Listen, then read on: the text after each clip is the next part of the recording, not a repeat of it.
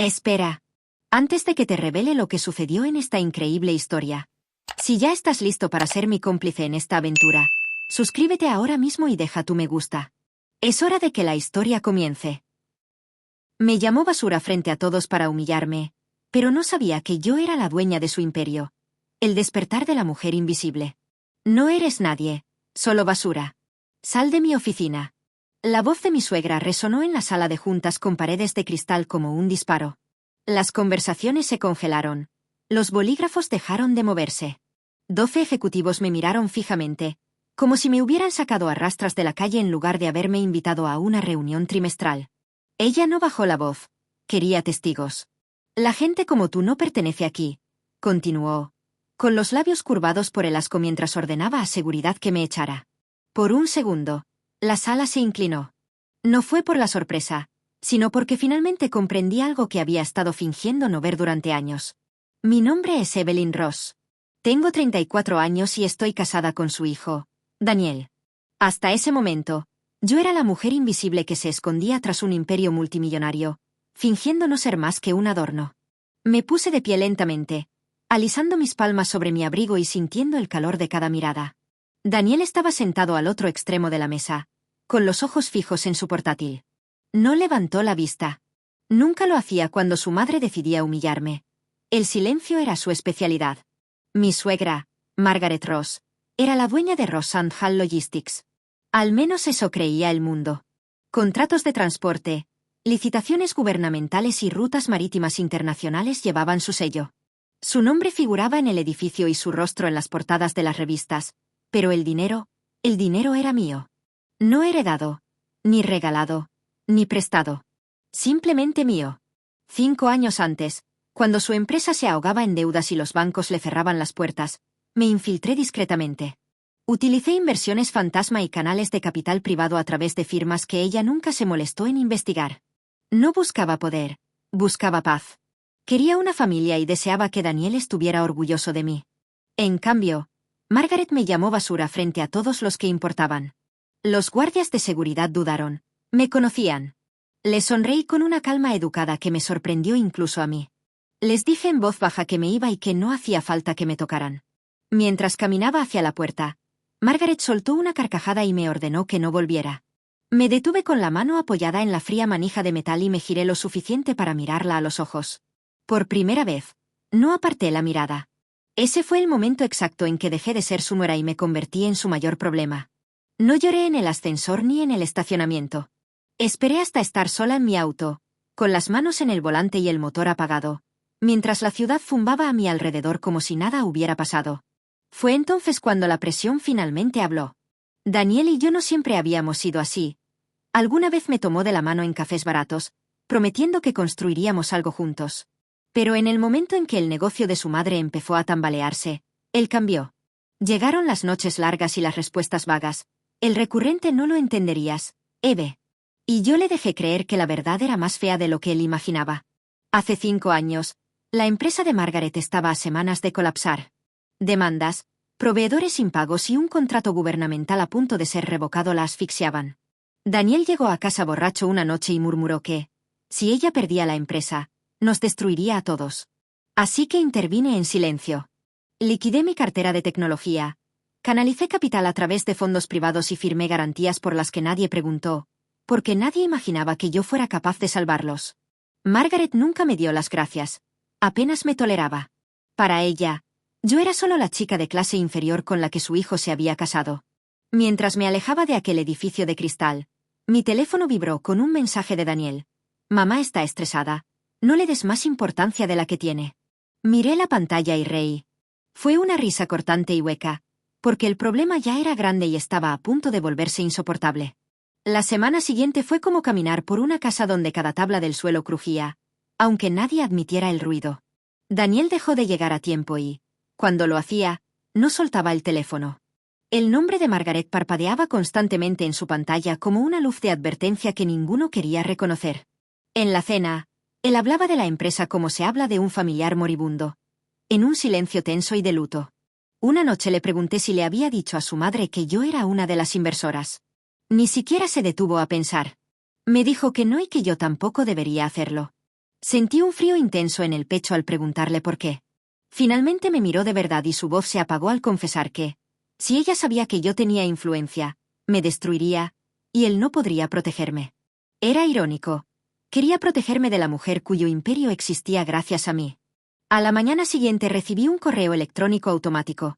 Un aviso de revisión de accionistas para una sesión de emergencia. Mi nombre no estaba en la lista, pero los fondos que yo controlaba sí. Me di cuenta de que esto ya no era solo falta de respeto. Eran piezas en movimiento y seguían tratándome como si no existiera. La humillación venía envuelta en aplausos cuando Margaret convocó a una reunión general con la prensa incluida. Cámaras, sonrisas y una celebración en el escenario por un supuesto liderazgo fuerte en tiempos difíciles. No me invitaron, pero fui de todos modos. Me quedé al fondo mientras ella subía al escenario con sus perlas brillando bajo las luces. Mencionó con suavidad los rumores de que la empresa sobrevivió gracias a ayuda externa, pero tras una pausa dramática, declaró con orgullo que Rosanne Hall existía solo gracias a ella. Siguieron las risas y los aplausos de aprobación. Entonces, señaló una diapositiva de reestructuración de inversores donde mis fondos fantasma figuraban como sociedades disueltas. Daniel finalmente me notó y su rostro palideció. Margaret sonrió aún más al decir que habían eliminado influencias innecesarias y que ya no había más lastre. La sala aplaudió de nuevo. Yo no me moví ni respiré, porque ella no me había quitado del camino. Se había expuesto. Por primera vez, supe exactamente cómo acabar con ella.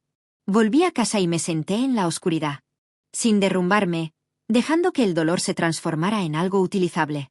Margaret pensó que me había excluido, pero lo que en realidad hizo fue activar cláusulas que desconocía. Penalizaciones por rescisión anticipada, garantías contingentes y cláusulas de responsabilidad personal vinculadas a su nombre, no al de la empresa. Todo legal y firmado de su puño y letra. Abrí mi portátil y busqué los documentos que mis abogados redactaron por si acaso. En aquel entonces me advirtieron que, si ella se volvía contra mí, no debía reaccionar emocionalmente, sino contractualmente. Hice las llamadas con calma. Hablé con mi equipo legal, con el banco de su mayor línea de crédito y con el enlace gubernamental de aquel frágil contrato. A medianoche, todo estaba en marcha. Daniel me envió un mensaje rogándome que no hiciera nada. Le respondí con 4 palabras. Ya lo he hecho. Luego cerré la computadora. Me serví un vaso de agua y dormí plácidamente por primera vez en años. La venganza no iba a llegar. Ya estaba funcionando. Todo empezó a las 9 en punto. La línea de crédito principal de Margaret fue congelada para una revisión de cumplimiento rutinaria. El contrato gubernamental activó una auditoría obligatoria e irreversible. Los proveedores empezaron a llamar en menos de una hora. Al mediodía, su director financiero renunció como quien baja de un barco que se hunde. Lo vi todo desde un café frente al edificio. Mi teléfono no dejaba de vibrar. Daniel llamó primero, preguntándome qué había hecho con una voz quebrada, como si finalmente recordara que yo importaba. Le respondí con calma que no hice nada, simplemente dejé de mantenerlo todo unido. A las 2:17 de la tarde, Margaret irrumpió en el café. Sin perlas ni sonrisas, solo con una furia contenida en manos temblorosas. Me siseó que arreglara aquello de inmediato. Levanté la vista lentamente y le recordé que ella me había pedido salir de su oficina, y yo solo había escuchado. Su voz bajó para preguntarme si creía que había ganado. Me incliné lo suficiente para que me oyera y le dije que simplemente creía que finalmente se había encontrado con la basura que pagó por su trono. Por primera vez, no tuvo nada que decir. El colapso no fue ruidoso. Fue público, que es peor. A la mañana siguiente, los titulares hablaban de problemas de liquidez y salida de inversores. Margaret no volvió a llamar. Envió a Daniel. Él apareció en el apartamento con un aspecto derrotado, con la corbata deshecha y los ojos rojos. Me dijo que ella me culpaba de haber planeado y manipulado todo desde el principio. Sin alzar la voz, le recordé que yo se lo había advertido y le había pedido que le dijera la verdad hace años. Él tragó saliva y me confesó que ella estaba perdiendo la junta y que la estaban echando. Ese era el momento que había imaginado, pero no se sintió como una victoria, sino como claridad. Daniel se acercó y me prometió que, si yo arreglaba esto, ella se disculparía. Me puse de pie y le dije que no, que ella no lo haría y que él tampoco. Su rostro se arrugó por la comprensión. Entendió que había elegido el bando equivocado y que ya no quedaba nada que negociar. La votación de la junta fue unánime. Margaret Ross fue destituida. Su acceso fue revocado y su autoridad se disolvió con la misma eficiencia con la que un día me despidió. La empresa no colapsó. Se estabilizó bajo un liderazgo interino que sabía perfectamente quién era su mayor inversora. Yo. Daniel se mudó esa noche. Sin gritos, solo con una maleta y el sonido de una puerta cerrándose sobre un matrimonio construido en el silencio. Margaret nunca se disculpó. Envió un último mensaje diciendo que había destruido su vida. No respondí, porque la verdad era más simple. Yo no había destruido nada. Solo había salido de las sombras para dejar que el peso de la realidad cayera donde siempre debió hacerlo. Meses después, pasé frente al edificio. El nombre en el cristal seguía siendo Rosand Hall, pero el poder detrás de él había cambiado. Al ver mi reflejo en la ventana, supe que ya no era basura, ni invisible, ni silenciosa. Era, simplemente, una mujer que aprendió justo a tiempo quién era en realidad. El poder de tu propia voz. A veces, el mundo intenta convencernos de que somos invisibles, de que nuestro esfuerzo no cuenta o de que somos simplemente el lastre en la vida de alguien más.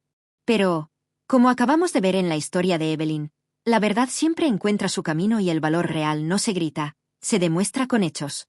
Si esta historia te recordó que tú también tienes un imperio que proteger y una voz que merece ser escuchada, te invito a formar parte de nuestra comunidad.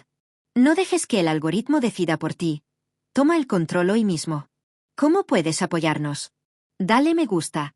Al hacer clic en el pulgar arriba, estás enviando una señal clara. Es tu forma de decir que valoras las historias de superación y que no permites que el esfuerzo de los demás pase desapercibido. Es, en cierto modo, tu propia firma en ese contrato de respeto. Suscríbete al canal. No seas un espectador invisible. Al suscribirte, aseguras tu lugar en la mesa. Únete a miles de personas que, como Evelyn, están aprendiendo a salir de las sombras y a reclamar el lugar que les corresponde por derecho propio. Activa la campana, para que nunca te pierdas el siguiente capítulo de estas historias que inspiran y transforman. Que nadie te lo cuente. Sé el primero en enterarte. Recuerda, el silencio de los demás puede ser su especialidad, pero tu apoyo es nuestra mayor fortaleza. No esperes a que otros reconozcan tu valor. Empieza por apoyar contenido que te hace crecer. Suscríbete ahora y construyamos juntos este imperio de inspiración.